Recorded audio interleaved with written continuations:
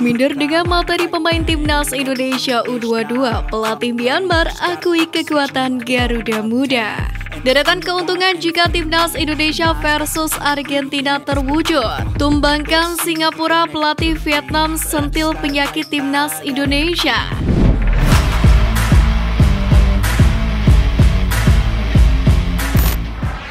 Minder dengan materi pemain timnas Indonesia U22, pelatih Myanmar akui kekuatan Garuda Muda. Seperti diketahui, Myanmar baru saja menjadi lawan timnas Indonesia U22 pada fase grup cabur sepak bola SEA Games 2023. Sebenarnya, Myanmar U22 menatap laga sore tadi bermodalkan positif, yakni kemenangan 1-0 atas Timor Leste. Lebih lanjut, Peter Beider merasa minder dengan materi pemain timnas Indonesia U22 asuhan Indra Syafri. Ia menyebut skuad Garuda Muda syarat kualitas, berbeda dengan anak asuhnya yang minim pengalaman. Dia bahkan sempat bingung saat menentukan skuad di SEA Games 2023 karena pemain-pemain yang tersedia minim jam terbang di level internasional. Pelatih Myanmar itu pun tidak segan memberikan pujian pada timnas Indonesia U22 di SEA Games 2023 Kamboja. Situasi di Myanmar berbeda. Dalam situasi saat ini, kami kesulitan dalam memilih pemain. Hanya ada 3 pemain berpengalaman di tim saat ini. Keluh pria berusia 62 tahun itu. Menghadapi timnas Indonesia U22, juru taktik Myanmar pun berbicara soal kekuatan tim asuhan Indra Syafri. Michael Peyton Beider mengatakan bahwa timnas U22 Indonesia datang ke SEA Games 2023 dengan motivasi tinggi. Ia mengatakan pemain timnas U22 Indonesia yang dibawa ke Kamboja adalah pemain-pemain bagus. Bahkan Rizky Ridho dan kawan-kawan diyakini memiliki pengalaman yang bagus pula. Apalagi sebagian pemain yang membela skuad Garuda Muda memang rata-rata telah main reguler di kompetisi Liga 1. Dengan begitu, Peyton Beider menilai para pemain timnas U22 Indonesia berada di level yang berbeda dengan Myanmar. Jika saya lihat daftar pemain dari Indonesia, mereka bermain untuk Persija Jakarta, Makassar, dan klub besar lainnya.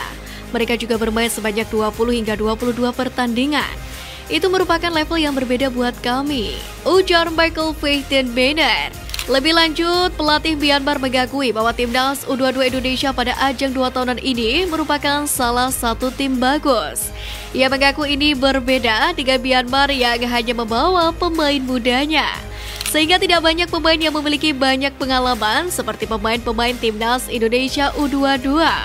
Untuk itu, alih-alih mencemaskan pertandingan melawan Indonesia, para pemainnya diharapkan bisa menyerap banyak pengalaman pertandingan. Deretan keuntungan jika timnas Indonesia versus Argentina terwujud. Pertama, pengalaman berharga pemain. Para pemain timnas Indonesia tentunya akan menjadi salah satu pihak yang paling ketiban durian runtuh apabila Argentina benar-benar menjadi lawan yang dihadapi pada FIFA Matchday periode Juni ini. Pasalnya, para penggawa skuad Garuda bisa mendapatkan pengalaman yang berharga untuk menghadapi pemain-pemain elit yang memperkuat timnas Argentina. Selain Lionel Messi yang berstatus sebagai kapten, timnas Argentina memang banyak diperkuat oleh pemain-pemain terbesar di kompetisi papan atas Eropa. Kedua, katrol nama Indonesia di mata dunia. Nama timnas Indonesia tentu bakal melambung tinggi jika benar-benar diumumkan sebagai lawan timnas Argentina pada laga FIFA Matchday tersebut. Sebab pamor dan popularitas timnas Indonesia bakal ikut terangkat karena timnas Argentina memiliki nama besar di mata dunia.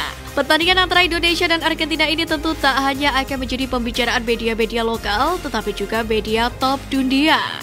Ketiga, potensi raw poin tinggi. Timnas Indonesia juga berpeluang besar untuk mendapatkan poin yang melimpah apabila berhasil menumbangkan Argentina pada laga tersebut, meskipun peluangnya terhitung sangat tipis. Pasalnya, timnas Argentina yang saat ini berstatus sebagai juara Piala Dunia 2022 tengah berada di posisi yang tinggi pada klasemen ranking FIFA. Mereka menduduki peringkat kedua setelah menjadi juara dunia.